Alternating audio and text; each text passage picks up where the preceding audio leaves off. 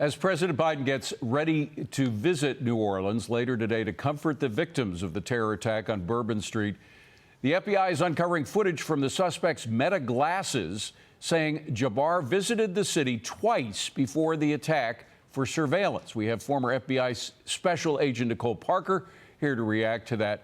Nicole, great to see you. Thank you for being here. You know, this guy clearly was looking for the weakest link in security in New Orleans, and he found it on Bourbon Street. It really reemphasizes the point that they had some serious gaps in security, no?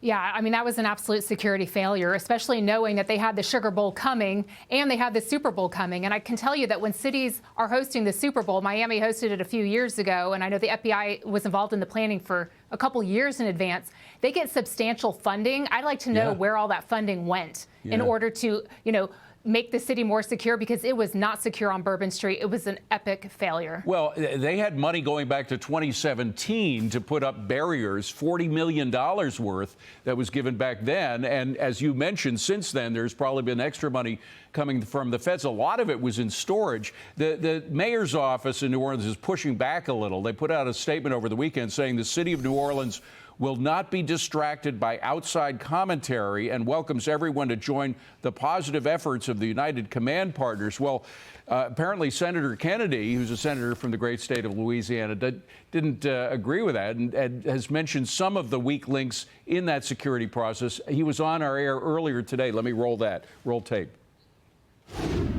Could this have been an easy thing to stop? Well, we certainly could have slowed it down. Bourbon Street was not properly barricaded, that's clear.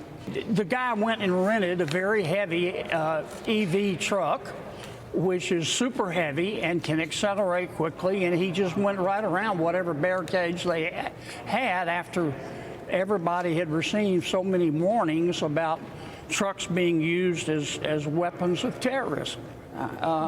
Now, the cops on the street did a great job, but the leadership was lacking.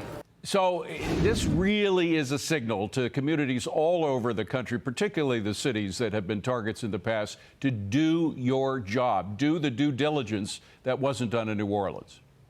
That's right. And you always have to be very careful. As an FBI agent, weapon selection is extremely important and something that we look at from even a behavioral analysis perspective.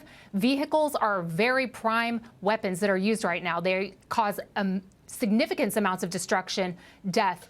And that's exactly what happened here. But I think in looking back at what the FBI is investigating right now, I appreciate at least they have been transparent.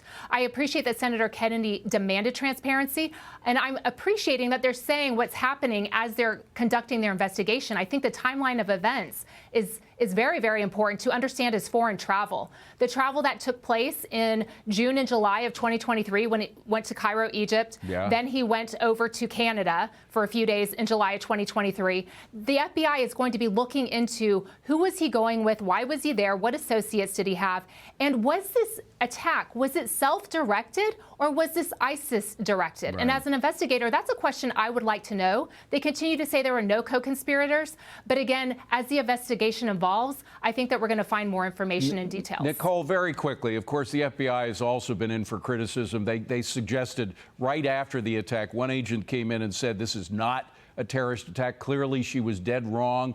They're pushing back a little bit on the suggestion that this shows they're giving into kind of a woke narrative of holding back on calling anything terrorist from the Middle East before all the facts are in.